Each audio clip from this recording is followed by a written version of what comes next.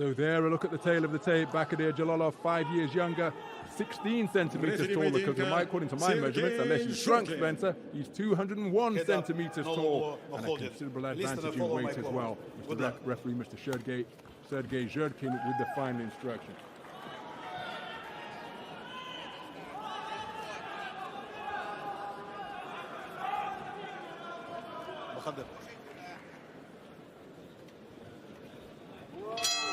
Box. So we're underway then. This is super heavyweight action scheduled for 8 3-minute rounds. The southpaw wearing the black trunks. Are they black, Spencer, or dark green? I'm not quite sure. I think they're green trunks trimmed with gold. And that is BAXODIR Jalolov, the big Uzbek. 2.01 meters tall, weighing in at 112.7 kilograms. Sharp shooting southpaw who comes to the boxing ring as the reigning 2-time Olympic champion, as a 2-time world champion. I was ringside, as was Spencer, in Paris at Roland Garros last year to see him claim his second consecutive super heavyweight gold.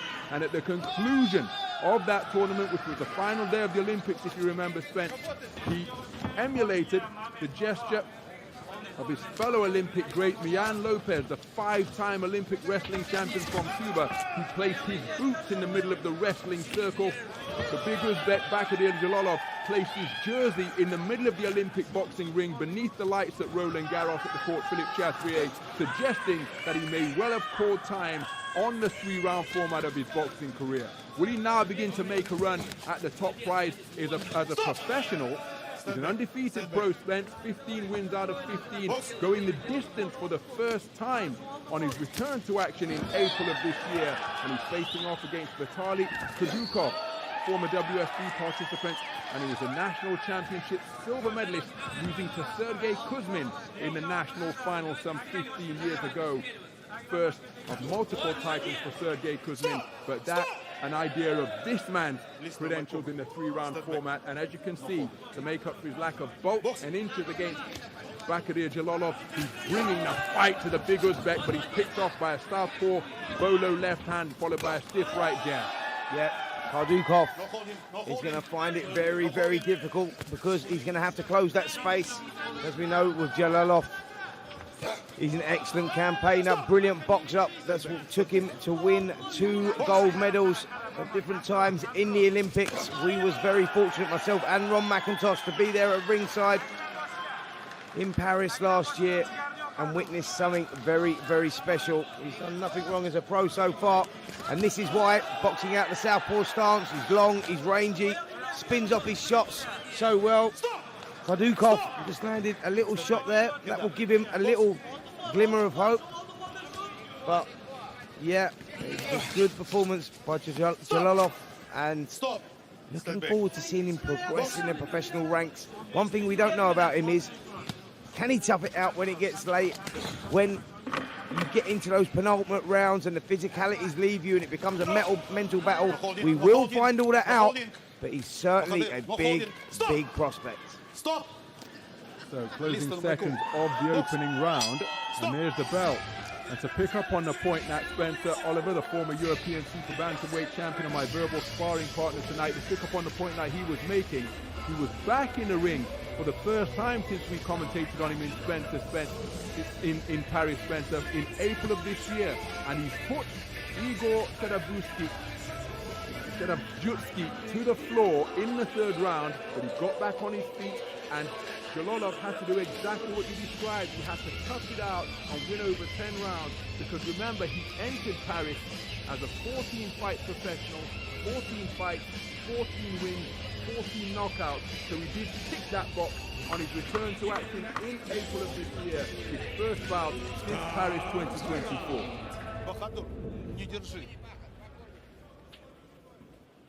Stop. Stand back. Box. So into the 2nd round then, start of the year, bitterly cold night in January.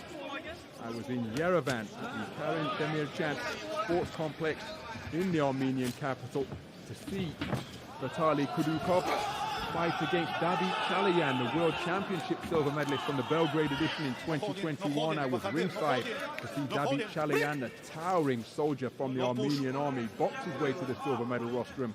And just as he's doing here, Vitaly Kudukhov brought a rough, tough, rugged approach to the boxing ring. Probably didn't win a round without wishing to be unkind, but he was there at the end of a contest scheduled for L8, still pitching away and still making Chalayan work, and he's bringing those same roughhouse barroom brawl tactics to the chest, quite literally, of the Olympic two-time champ.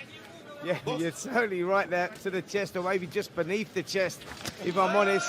Kudukhov is tough as they come, as you can see, and he's going to have to be here against Jalolov, who's tall, rangy, carries a good whack as well, and it's going to be a tough, tough night. Lovely 1-2 through the middle there from Jalolov.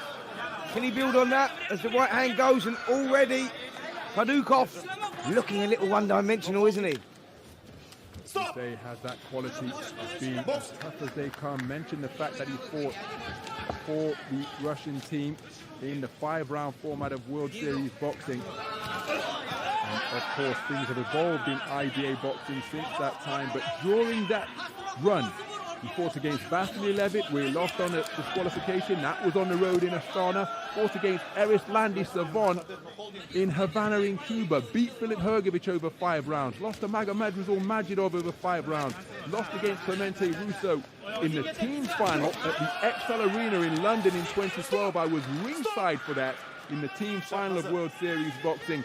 But that is an idea of the caliber that this 36-year-old veteran has fought over the course of his IBA boxing career. He's been in with the very best, never shied away from competition, and my goodness, he's in with one of the very best to ever do it, as the loose-limbed Uzbek continues to pepper him with long shots out of that southpaw stance. Yep, Jalolov boxing well here, lovely 1-2s. And let's see if we go through the gears as we go through the rounds, because Kudukhov is going to find things very, very difficult. He's doing the best of his ability, and that is by stalking forward, looking to get inside and land that single shot. But I'm not sure that's going to be enough against Jalolov, who's a seasoned campaigner, who has had that experience in the professional ranks as well, and will be looking to get a victory here and move on to bigger and better things, and fast tracks as well. I think that's where we're at right now with Jalolov. You will be hearing, he is world ranked at the moment in certain governing bodies. We will be hearing a lot more of his name, but it's going to be interesting to see how the next 12 months pan out for him, because he is a big name who maybe people don't really want to mix, because as you've seen there in those opening couple of rounds, he's awkward, he's a southpaw, very loose, elusive, puts the shots together well. All that you don't want to box in a professional fighter. So all of the highlights and credentials Spencer Oliver has pointed out, but this man you know will be there competing until the very end, as you see some of the action from that round, Spencer. And Vitaly Kudukhov, when I was there in Armenia in January, it's almost as though Chalayan accepted that Kudukhov was going to be there, and so he had to step off the gas because he hit him with everything. And the man kept on coming and was still in his face and still in his chest and still putting the laces of his gloves into his face, looking to make it as rough and tough as possible. Will he seek to apply similar tactics here today? As off the back foot, which has become such a characteristic of Jalolov's boxing, and just flicking out that southpaw right jab. But when it lands with 112 kilograms behind it, and he pivots off that back foot to encore the left cross, he can be a devastating puncher.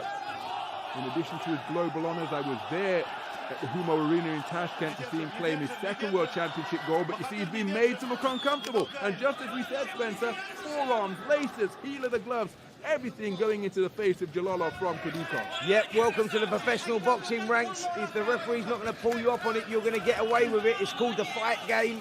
You know, that's what they do in there. If they can get away with the tactics, they certainly will. And Kudukhov is absolutely trying to do that. He's trying to, you know, mix up or mess up the game plan here of Jalolov, who's been boxing very nicely, but very within himself. And what we need to see, this could be excellent matchmaking here. by Team Jalolov because he's got a guy here in Kudukhov who is very tough, as Ron McIntosh has pointed out there, and he's there until the final bell. And I think for Jalolov and his team, this is all about making a statement. Let's get rid of this guy who's ticked up, known to go the distance. And can they do that? But guess what? Jalolov has got different ideas. Kudukhov, sorry, has got different ideas. Because look how he's roughing his man up here and trying to make this ugly, and that's exactly what he's got to do. So just beyond the halfway stage of this third round. Again, in terms of boxing, I don't think Kudukhov is winning the contest, but ask BAXODIR Jalolov, because he will know that he's in a fight here tonight with this barrel-chested brawler. Squint your eyes, he's got a passing resemblance to two-ton Tony Galento. Used to utter that phrase, I moited a bum. Put Joe Louis on the floor before Joe Louis got off the canvas and did what Joe Louis did during his 12-year reign, 25 title defenses as the heavyweight champion of the world. But again, look at the brawling tactics being applied. A headlock beneath the left armpit and hold that as he digs away to the body with his free right hand. Yeah, absolutely. He may not, Kudukhov may not be winning the battle, but he's winning the fight, if that makes sense, because he's applying the tactics that he wants to apply. Yes, he may be losing the rounds, but he's achieving what he wants to achieve. And this is good here, a good learning curve for Jalolov at this stage of his career, because he's not experienced anything like this before. This is all new for him, and this is all part of the apprenticeship before stepping up to bigger and better things, because we will see Jalolov in those big fights, but these sort of fights prepare you for them moments. Well, Kudukhov again seeking to make it as physical as possible. The bell sounds to conclude round number 3. It's a super heavyweight contest that is scheduled for 8. Jalolov instructions of his corner too.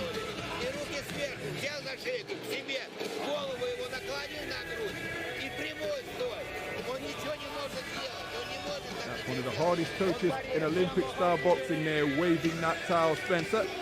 My good friend from the Uzbekistan setup. Well, unfortunately, I can't give you any sort of translation there. I was trying my hardest, Ron, but I've got a good idea what it was, but not entirely sure. Well, the man waving the towel and working on the limbs of the big Uzbek is Ratmak Husanov, part of the Olympic boxing team, and of course won Uzbekistan imperious at the last Olympic Games. 5 Olympic golds, including this man wrapping up the proceedings. Kazakhstan hot on their heels. China had a terrific Olympic Games as well. As we move into the 4th round. Swinging with that southpaw left now and getting leverage onto the second one, and another one to back up Kudukhov. Roundhouse left, crashing into the shaven head of Vitaly Kudukhov. And a man as tough as him just had to exhale his cheeks, bite down before stepping back into the fray. But you get the sense that Jalolov has had enough of the barroom brawl tactics being applied, and he's seeking to maintain a gap and just deter the forward forays of Kudukhov with some really heavy leather, particularly from that southpaw left. Yeah, good work there from Jalolov, and he needed that. I just want to see him go through the gears a little bit. We know that he's safe, and he was in his, he's fighting his safe game there, keeping it at distance, controlling the space, working the straight 1-2s, but now he's starting to plant his feet and really dig in with that left hand. And Kudukhov, trust me, if he continues taking those, surely at some point he'll crack. Body shot whipped in there. You heard it crunching in to the side of the rib cage there of Kudukhov. A man still stalks forward, showing a lot of resilience for sure. How much more of that can he take? Approaching the halfway stage, quick resumption from Kudukhov, using all of his experience. After the referee separated the two, he let a cluster of punches go. And still trying to get in the face and sit on the chest of BAXODIR Jalolov. He's put an awful lot into these big southpaw lefts, and look at how he wilts down to the canvas there. As the man who is built like a drayman muscles his way inside, looking to unload once again. Yep, relentless pressure from Kudukhov. You can't take nothing away from him. He shipped some heavy punishment in those opening 3 rounds, but he's still there, still defiant, still pushing forward.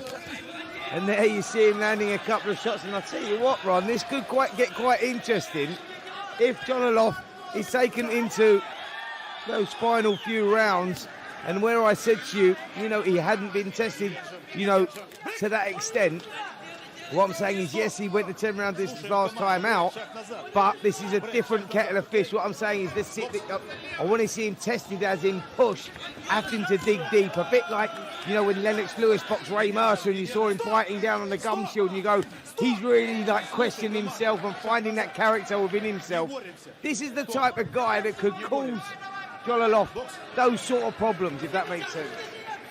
Remember, 6 months out of the ring since his first time hearing the final bell in his contest in April. Prior to that, it was 8 months out of the ring after his Olympic triumph. And now Jalolov, after planting his feet at the start of the round, gliding around the boxing ring with a litheness that belies his 112.7 kilogram bulk. But did he just want to disengage in the closing moments of that round? It's another round that Jalolov has won on the scorecards. But again, Vitaly Kudukhov is letting him know that he is in a fight. I don't like the body language there. Jalolov, who was dominant, come out, planted his feet, really loaded up with those hands, and you think, okay, this is the statement. This is what it's all about. Get people talking about it. A dramatic change in the pattern there with about a minute to go in the contest. Kudukhov stuck to his game plan, pushed forward. There was the early part. The left hand through the middle, the big one that went through, and another one flush there, and you go, right, this time now for Jalolov to really establish himself, make a statement, and he can do that if he just turns a screw, goes through the gears a little bit, shows us a little bit of acceleration. But it was Kudukhov who turned the screw and showed us the acceleration and started roughing Jalolov. And the disappointment was Jalolov started backpedaling at a rate where you go, don't let this guy Kudukhov get any momentum, because he's going to start making this a tough fight for you. Interesting to see what happens here. So into the second half of the super heavyweight contest scheduled for 8, and look at Vitaly Kudukhov. I mentioned his credentials over the 3 format of IBA boxing. Again, all of those outstanding boxers faced in WSB over 3 rounds. With a national championship bronze medalist losing in the semi-finals of the national champs back in 2012 against Evgeny Tashenko, who went on to take the Olympic title at heavyweight 90 or 91 kilograms in Rio.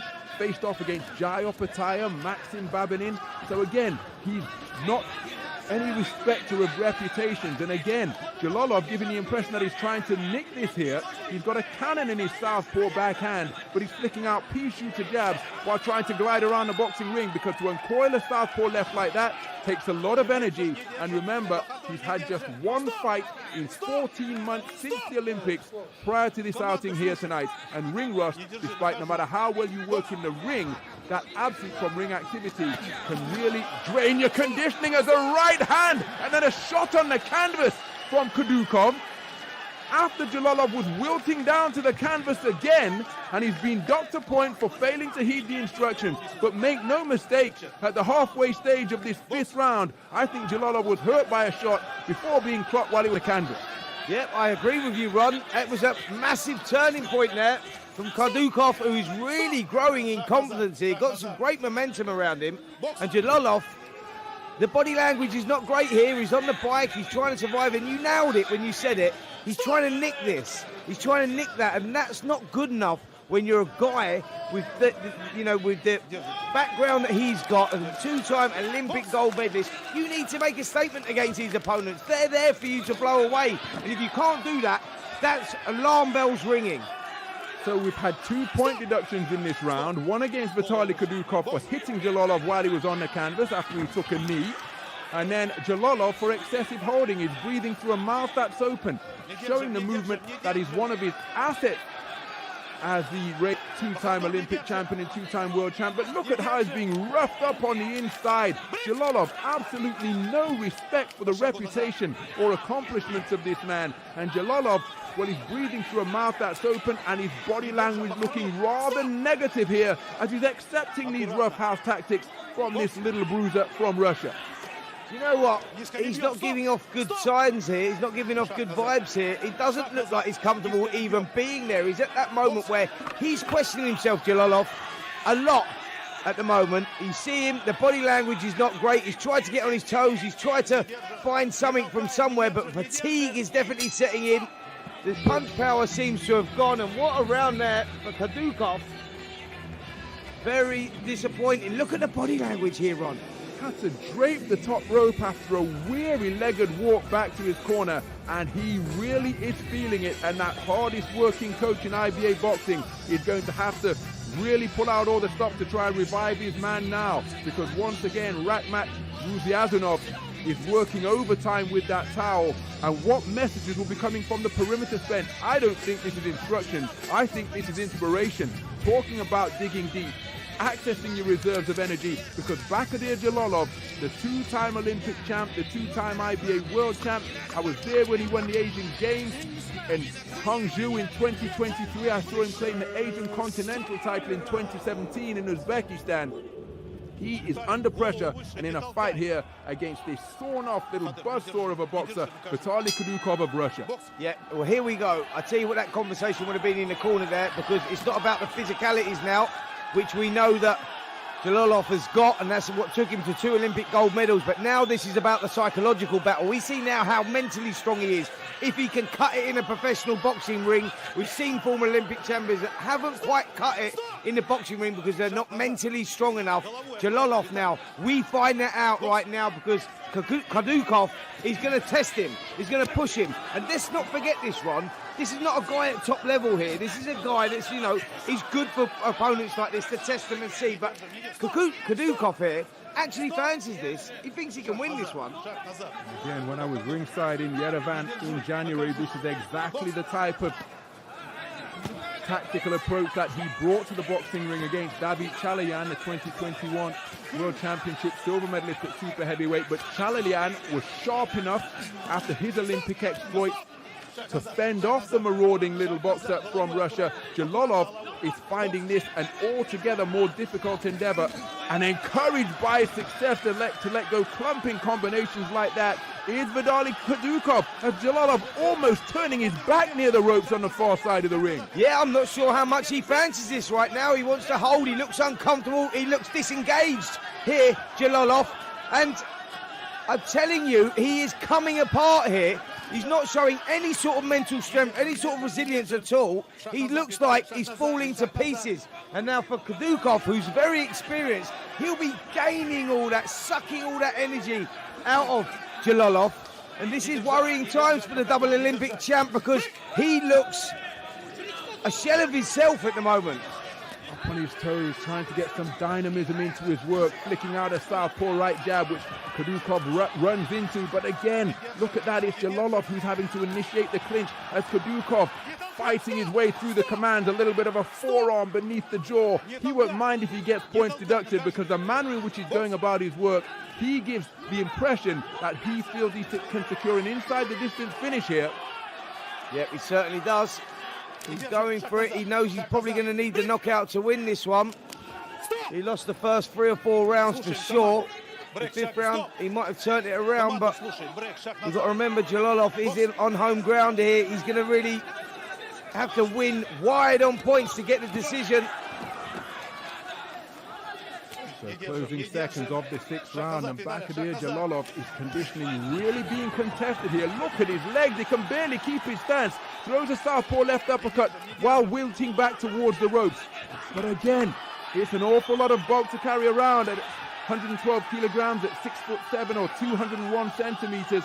And the punches that were so heavy and sharp in the first 3 rounds of the contest, well, they've taken on a more ponderous, languid quality here now. And it's another rubbery-legged walk back to the stool. Thankfully, it was in position on this occasion, and he didn't need to drape himself over the top rope.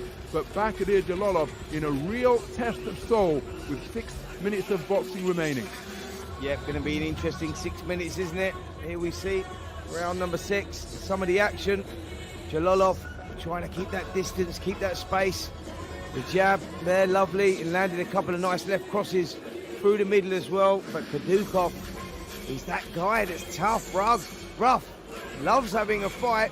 And he's very comfortable in that. The limitations that he has on the technical ability, he makes up for with roughness, toughness. And he is dragging Jalolov into a dogfight. We're finding out more about the double Olympic champion than I think we ever have. And these next 6 minutes are going to be tough. So we move into round number 7.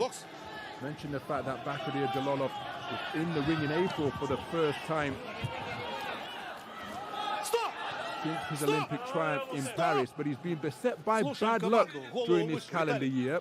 He was supposed to have a fight in February against David Spilmot, but that was cancelled by the California Commission because Jalolov was ill after the weigh-in.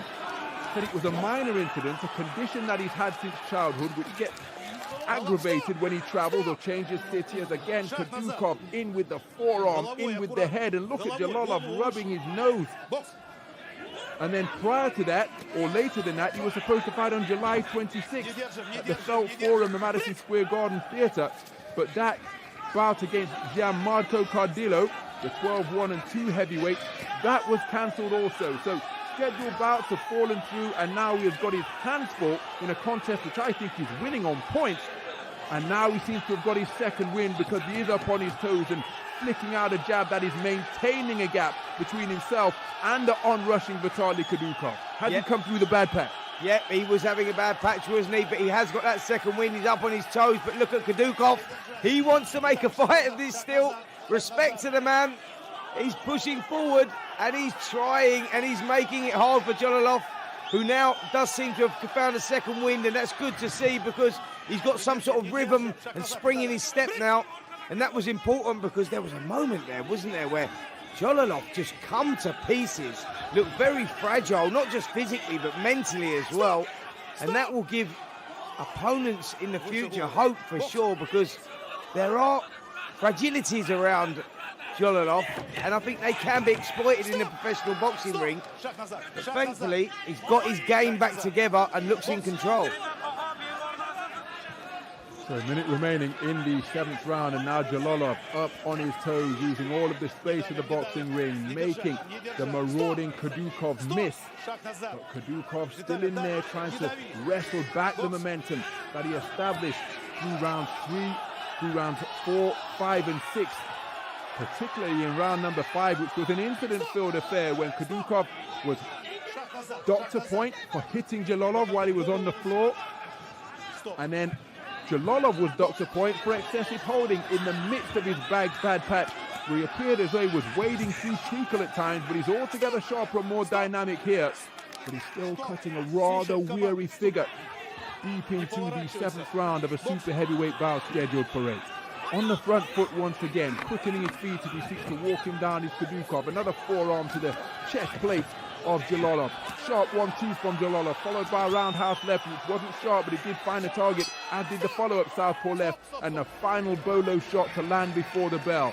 Good response from Jalolov, because he appeared to have come through that physical bad patch he endured through rounds 4, 5 and 6. Yeah, weathered the storm, hasn't he? You can see the finish line. He's been good for his development, this, because he's had to go through some emotional turmoil in there for sure. The trainers in the corner, who you were talking about, Ron, I think have done a great job. They've got him back into the fight. He controlled that round 7 and needs some of the action with that. That lead right southpaw jab has been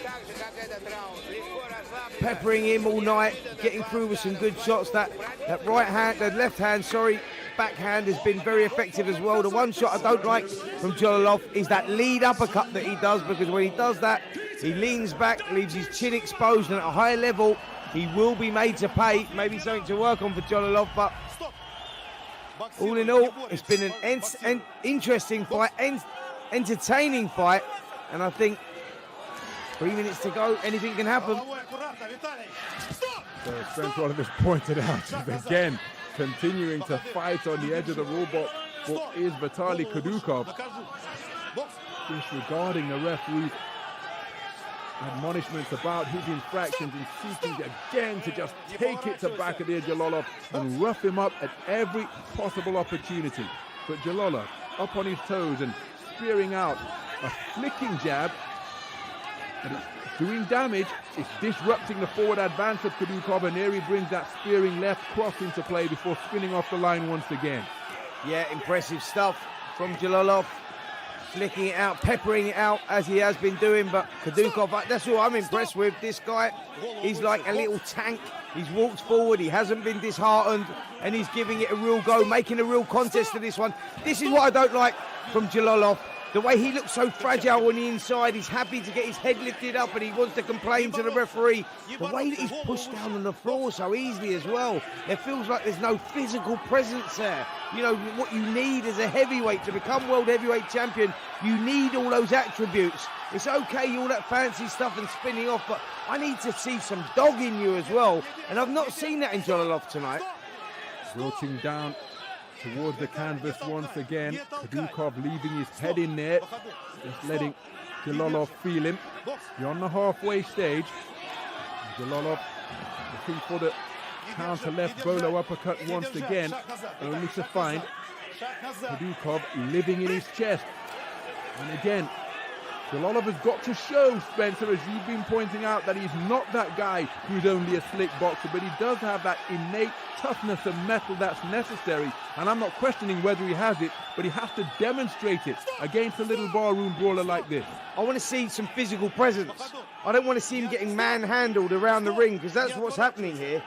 As I said, yes, he's winning the battle, but for me, Kudukhov is winning the fight because he's achieving what he wants to achieve. The rounds are going, of course they are, to Jalolov, but I'm not seeing no physical presence in there. He's not stamping his authority. He's not outmanning him. He's getting outmanned in there. Even though he's winning the fight, he's getting outmanned, and I think for a higher level, that's a big, big problem. Well, in rather joking fashion in the build-up to this fight, he said, Alexander Usyk, I'm coming for you. Because remember, all of the top boys in the heavyweight division are perhaps approaching the sunsets of their professional careers now. They've done everything they need to do. Two-time champ Anthony Joshua, two-time and long-reigning lineal champ Tyson Fury, Alexander Usyk, the current undisputed champ. All of these guys are veterans. BAXODIR Jalolov should be the next wave coming. And he's won the contest, no doubt, but the moral victor, perhaps, and I know there are no moral victories in sport, but Vitaly Kudukhov has really shown that he can hang tough with any super heavyweight transitioning out of the 3-round code in the world, because he's there to fight. He's got skills of his own, and he has got determination, toughness, and ruggedness in spades. And my goodness, didn't he demonstrate those qualities tonight, making life really uncomfortable for BAXODIR Jalolov, who I think will win handily on points, but he knows that he's been in a fight. Yeah, he certainly does know he's been in a fight, and if you look at this, and you look at some of the heavyweights that are around right now, you're looking at your Fabio Wardley, who's in that world ranked in the WBA division, and you're looking at that, and you look at Justice Hooney, and you look at David Adelaide, and the next crop of fighters that are coming through, and you go, I think they'll do all right against Jalolov.